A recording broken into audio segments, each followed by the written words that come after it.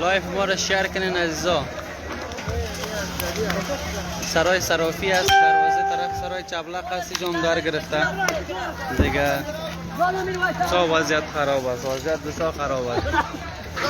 تمامش دکانهای مردم بیچاره بسیار در گرفته.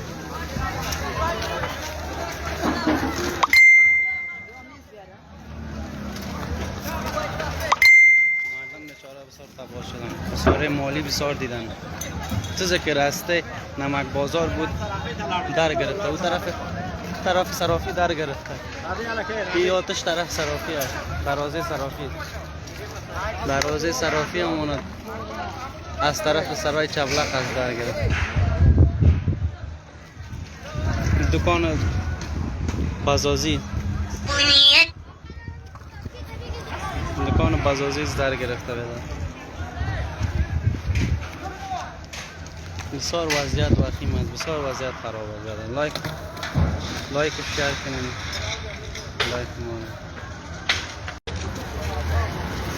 یا هم سر چوک است بدن دیگه، سلطانی در مالتون دیگه. بالای سر عزیز صرافی دروازه سرای چبلق از طرف سر چوک است. انفجار کس شده، آتش گرفته. دکان ها مردم ها بیچاره بسیار زیاد دیدن از طرف چوک. هم سر چوک بیرق اسلامی بلند شده، بیرق سفید. مردم ها بیچاره بسیار سرگردان هستند. هم دواخانه سر چوک سلطانی در مالتون است که بالای سرش در گرفته. مردم ها بیچاره بسیار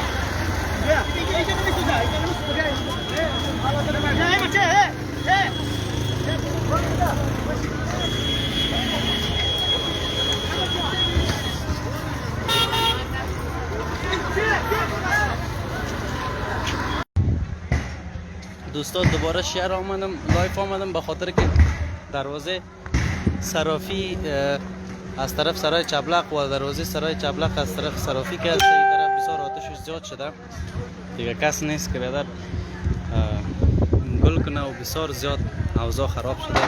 خدا کنه که طرف صرافی، دکانهای صرافی که او طرف در نگیره. اگه یک قسم اگه ادامه داشته باشه شاید دکانهای صرافی هم در بگیره. بسیار اوضاع خراب شده. من بیچاره بسیار در وضعیت بد قرار داره.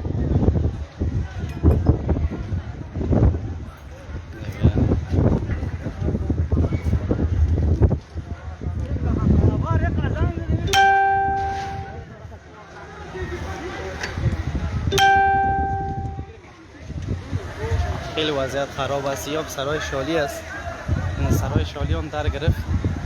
از سرای صرافی چسبید دیگه. دروازه سرای شالی است.